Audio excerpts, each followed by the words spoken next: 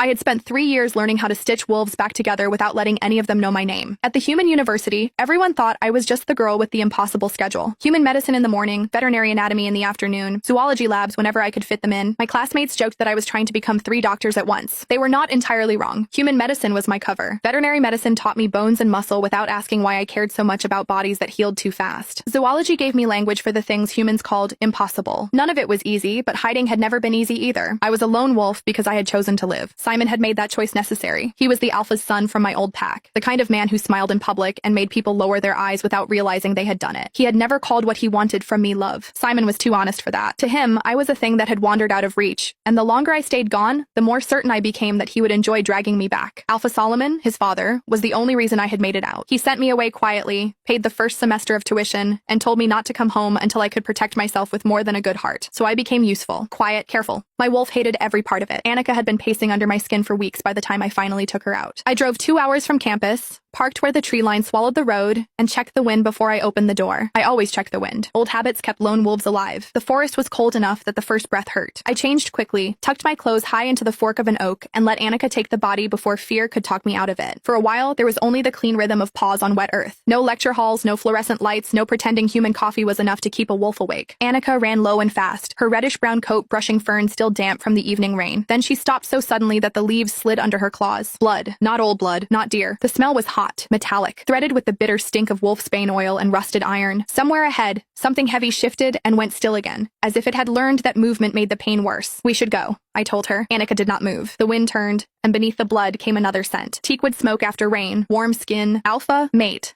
Annika said, and for one foolish second, every lesson I had taught myself went silent. I had imagined my mate once, back when I was young enough to believe the moon goddess was kind. I had not imagined finding him half hidden in enemy brush, one massive black leg caught between the teeth of a bear trap built for war. He was in wolf form, bigger than any wolf I had treated in a classroom simulation. Midnight dark, except where blood had matted the fur around his hind leg. The trap had closed below the knee and crushed deep. If he shifted, the change would tear through the remaining tissue. If he stayed there, whoever said it would come back. His green eyes followed us through the brush. He knew we were there. He also knew he could not chase us. That should have made him less dangerous. It did not. I forced the shift back before I could think too hard about being exposed in front of a stranger, mate or not. Fear made my hands efficient. I kept them open, kept my voice steady, and did not step close until his nostrils flared over my scent. I'm not here to hurt you, I said. The trap is under the joint, and if you shift, you may lose the leg before anyone can help you. If you let me release it, you still have a chance. His ears angled toward me, not trust exactly.